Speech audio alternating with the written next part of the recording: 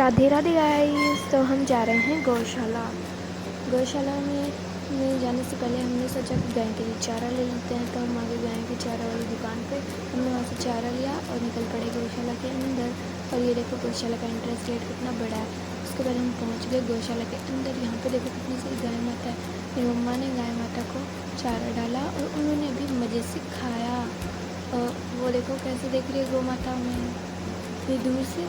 और ये देखो मैंने भी गौ माता के सर पे लगे हाथ डाल दिया। ये देखो कैसे गौ माता है। ये देखो डगेश भाई बगल में बैठे हैं, मेरा भाई हाथ धो रहा है और मेरी मम्मा हैंड।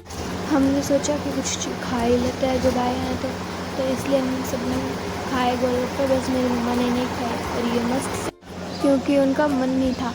पर हमने तो फुल मज़े से पेट भर कर खाए। उसके बाद हम आ गए घर पर और मेरा भाई देखो कैसे हेलो कर रहा है। मम्मा ने धोए कपड़े।